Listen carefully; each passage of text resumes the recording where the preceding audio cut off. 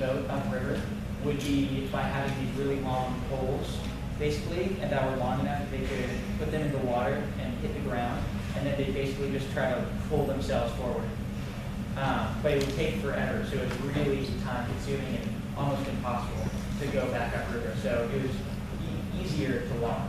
And I say easier, it was still ridiculously dangerous and difficult to walk on land that far, but it was still easier to try to go upriver. And at the same time that flatboatmen were around, I went to school, there were also pirates on the Mississippi River, which I never knew, until I read about it, was that there were actually pirates here in America only 150 years ago. Because I was kind of associate pirates with like the Caribbean and stuff. Yeah, but they were right here, right in the U.S., right where we're standing now. And what they would do is they would hide out in these caves that form all along the Mississippi, and they would wait until they saw a flatboat passing around the riverbed, and they would ambush it and steal the boat and all the stuff, and leave the flatboatmen stranded on the side of the shore. So the Mississippi River just has, I think, some of the coolest history of the entire U.S.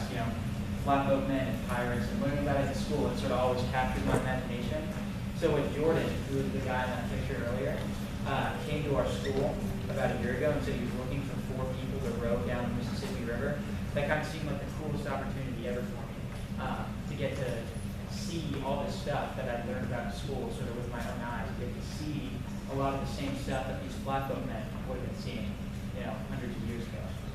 Except for pirates. We didn't see any pirates. So really fast, while Sam was talking, our 2 other teammates, Eric and Callie, walked in, so they're right over here. So yeah, that's who just walked in, and who was wearing the same clothes as us, Eric and Callie. But I got interested in the Mississippi River for a couple different reasons. So I'm from Denver, Colorado, originally.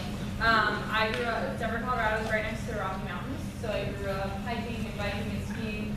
I'm playing outside, but I never really thought I had any connection with Mississippi. And then do you have a question? Yeah, what's up?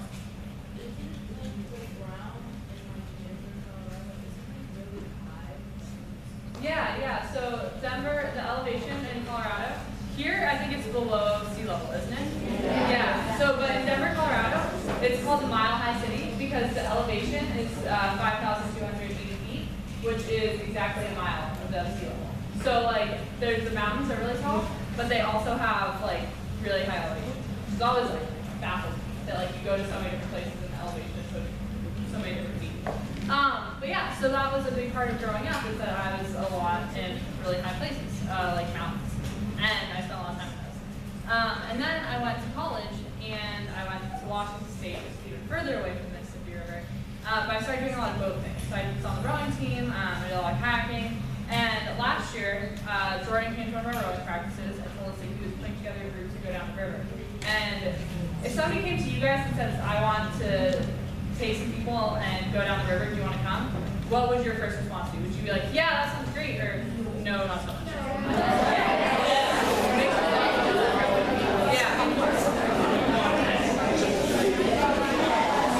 So I kind of thought a lot of those same things. Like part of me was like, yeah, this is completely insane. I could never do anything like this.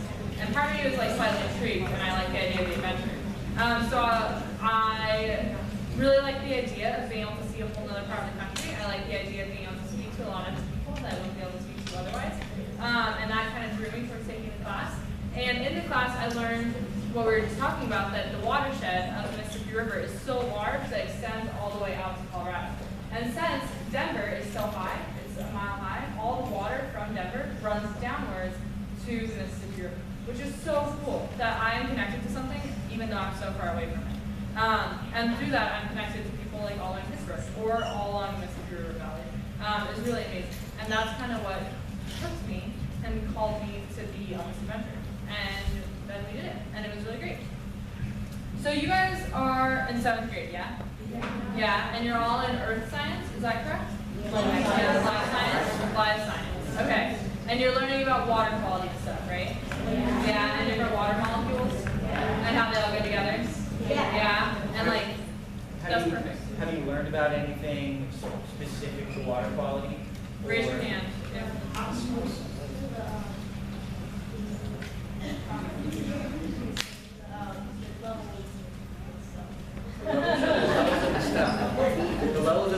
very important. Those are important skills. Yeah. Osmosis? Okay, so how cells function and how they... Interesting, that's cool. That's cool. So, have you guys ever heard of the dead zone? The Gulf of Mexico dead zone? Or the term hypoxia before? You have? Yeah. To some of you? Yeah, isn't it like when there's waste in the Mississippi River and it'll come out and it'll completely wipe out all like one part of the Mexico or another body of water? Exactly, yeah. So it's from, you say waste, yeah, it's basically from two chemicals, phosphorus and nitrogen. And those chemicals come from agricultural runoff a lot of times, so fertilizers and pesticides have a lot of phosphorus and nitrogen in them. And so when it rains, the rainwater picks up those chemicals that have settled in the ground, and it drains, because it's part of the Mississippi River watershed, into the Mississippi River eventually. And so all those chemicals flow downstream and accumulate right in the Gulf, right where the Mississippi ends. And these chemicals, phosphorus and nitrogen, the interesting thing about them is they're sort of the building blocks for algae. So the algae blooms, as they say, there's an algal bloom because there's so much phosphorus and nitrogen. So a huge increase in algae happens. And so at first, it creates a big increase in the amount of oxygen in the water because the algae emits oxygen. But eventually, that algae dies and it settles on the bottom of the water and decomposes. And when that happens, all the oxygen basically gets sucked up as the algae decomposes. And all the oxygen in the water basically goes away. So right in the Gulf of Mexico, where all this phosphorus and nitrogen is accumulated, the oxygen levels are so low that no fish or any kind of aquatic life can live in this huge section of water. And it can be as big as the size of Connecticut and Rhode Island combined. So it can be about 8,500 square miles in which the oxygen level in the water is so low that nothing can live, and there's no life at all. And the scientists at LSU we're working with have been working really hard to try to better understand the dead zone and what's causing it. And so what they're doing with the samples we're sending to them, in part, is they're looking at the levels of phosphorus and nitrogen and trying to understand where along the Mississippi River is the most amount of those chemicals being brought in. And that kind of helps them pinpoint down where they need to focus their efforts on cleaning up the river the most to help make the dead zone smaller, basically, to try to get rid of it. So that's sort of the main experiment we're helping collect data for. But we're doing another experiment as well. And you see this big white net that I'm holding in this picture. So what we do with that is we throw it off the back of our boat while we row. And so water flows through that net and collects in a jar that's screwed onto the end of it. And that jar filters out the water and collects what are called microplastics, which are exactly what they sound like. They're tiny pieces of plastic that are so small you need a microscope to be able to see them. But they come from when bigger pieces of plastic, like a plastic water bottle or bag or something like that, falls into the river and then breaks down over time in these tiny microscopic pieces of plastic. And what do you think is a negative effect that these microplastics could have on the environment?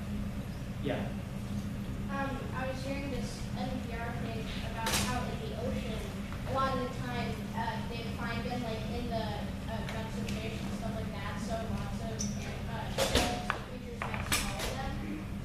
Exactly, yeah. Sea creatures can swallow these microplastics. And what happens actually is they swallow these plastics, and since it's not actual food, it just stays in their stomach and they don't digest it. So over time, they swallow more of these plastics and it just builds up in their stomach. And what can happen is their stomachs will fill up so much with plastic that they'll actually starve to death because they won't have any room for actual food. And so scientists and researchers have captured dead fish and birds before and cut open their stomachs and found nothing but plastic inside. So it's a big problem that is really affecting the oceans really badly. And there's been a lot of studies on that. But people and scientists haven't looked as closely at what plastics and microplastics are doing to our rivers and lakes. So that's the other experiment we're helping with, is collecting these samples all along the river to try to find out how much plastic is actually in the Mississippi. And we got to stay with a lot of cool people on our trip. Whenever we stop in town to talk to schools, we get to stay with someone, who we met earlier. And we stayed with some interesting characters in St. Louis, actually, which is sort of right on the halfway point of the Mississippi River, St. Louis, Missouri. We stayed with a guy named Big Muddy Mike. I don't actually know what his real legal first and last name is, because everyone just calls him Big Muddy Mike. And he was a cool dude, and he was talking to me, and he broke down the Mississippi as being made up of 4 main sections. The first section is the headwaters, so that's right where the river begins, like Itasca, Minnesota, flows out instead of become a river. Then you have the upper Mississippi, which is everything north of St. Louis. And then you have the lower river, which is everything between St. Louis, Missouri, and Baton Rouge. And then after Baton Rouge, where we are now, we have what you would call the mouth of the river. So those last 200 miles where the river begins to feed into the Gulf of Mexico. And the cool thing about these 4 different sections is every single one is entirely different from the section before it. And it feels really like 4 entirely different rivers. So it's crazy to think that they're technically all the same river, because they're so different from each other. So that first section, the headwaters where the river begins, it literally looks like a creek you might find in someone's backyard. It's incredibly narrow, incredibly shallow. There's fallen branches and dead trees hanging over the river that we had to hack down with machetes. And so kind of try to imagine, I like to say to people, if you were playing in a stream or a creek in, somewhere, and you just kept following the water as it flowed downstream, and as you kept following it, the creek just kept getting bigger and bigger and bigger until eventually you were on the 4th largest river in the world. That's sort of basically what we did. Is we started out in our canoes on this tiny creek and just kept following it as it became a huge, giant river. So in addition to it being a little bitty creek, really narrow, really shallow, you can see in this picture, Callie and I are having to walk next to the canoe, and the water's only really coming up to our ankles. And we have to walk the canoes a lot because inside of them, they won't go anywhere. They just sit on the rocks. There's also crazy rice fields though. So in this picture, rice is taller, the grass and the rice is taller than me or Sam. So you couldn't really see around it, which is also pretty crazy to think about too. Because you'd think if there's a river, it would just be like a winding river, You wouldn't think that there would be tall grass that would be sticking up and begging people to see where you're going. So in that regard, the Google Tracker became handy because we would set Callie up to the top of it and she would look around and be able to see where we needed to go. But yeah, it was kind of wacky to be on a river and just have giant rice grass things growing in the way and crazy tall trees and everything. And we also, do you guys know what machetes are? Yeah, they're really big knives used for hack trees and stuff out of the way. So we had to do that a lot. The first day we were supposed to go 18 miles, and we only ended up going 4 because we had to stop so many times to machete stuff out of the way. So do you guys want to see a video of something getting machetes?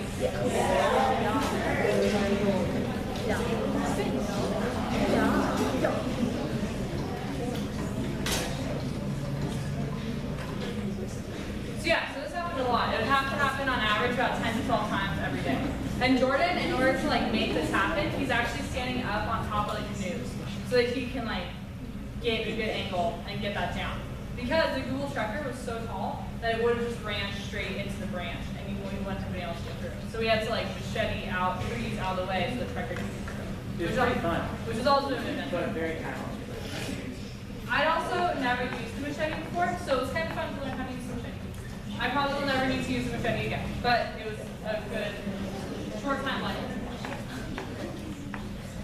So then after the headwaters, where it's kind of like this weird jungle thing that you're going through and that could be in your backyard, it starts to open up a little bit more. Still nowhere near the way it is down here, but it starts to get wider. And it goes through lots of lakes. So in Minnesota, it's known as the land of 10,000 lakes. There's technically supposed to be 14 or 15,000 lakes that are out there, just because there's so many lakes. And the river actually connects through a lot of those. So a lot of the time you'd be run through lakes instead of just the river. One of those lakes was called Lake Winnebago.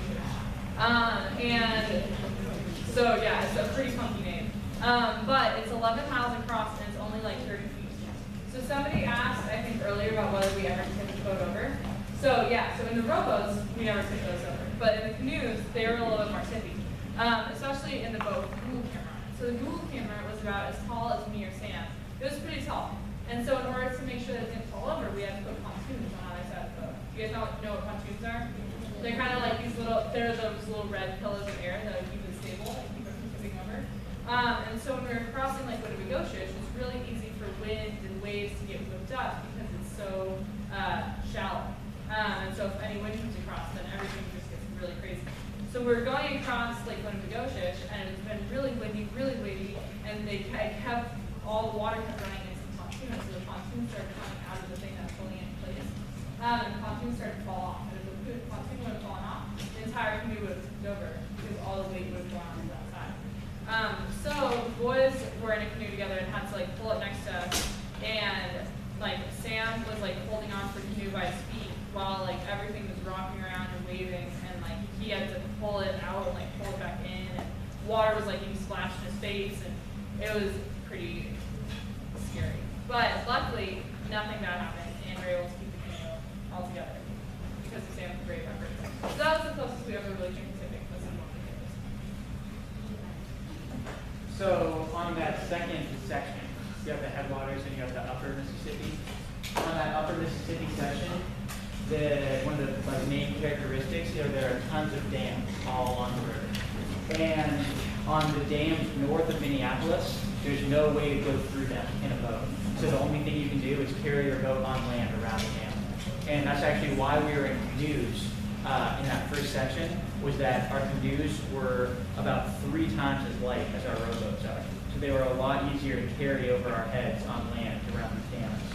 And this is one of the first dams we came across. This is right by Lake Winnebagoshus, the lake from earlier. These are all used for hydroelectricity. And here's an interesting picture. This picture, this was supposed to be on our map, the first dam we were going to come across. Right here, there was a dam on our map, but we got there, and all there was a tiny sign that said the dam had been removed a year and a half ago. So a year and a half ago, this picture would have looked completely identical to this one, basically. But within a year and a half, the entire dam has been removed, and now it just looks like a regular stretch of river. So we thought that was pretty cool. And then south of Minneapolis, right, you still have a bunch of dams, but they have these things called locks that are built into them. And these are basically like elevators, but they're like an aquatic elevator, basically. What happens is these big doors open up in the dam, and you can take your boat right past them.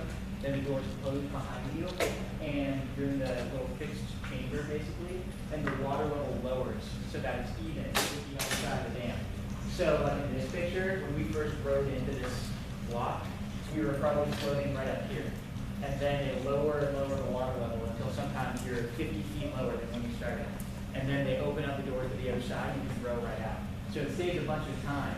And that's why we switched over to rowboats, is we no longer had to carry our stuff over land. And these rowboats, like Audrey said, are really stable, and they're a lot better at handling really choppy, rough water. So those big weights that barges can push up, these rowboats are able to handle those really well. And the locks and dams were really important because the locks were there, it allowed industry to come through. So that meant that like barges that you see all the time down here can be around. Above Minneapolis, there's no barges. Those only start after Minneapolis, and those are really because the locks and dams are in place. So we have a question, our last question for you guys. So you know the barges that go up and down the river all the time. How much cargo do you think those transport every year? Yeah. Yeah. 417. 417 what?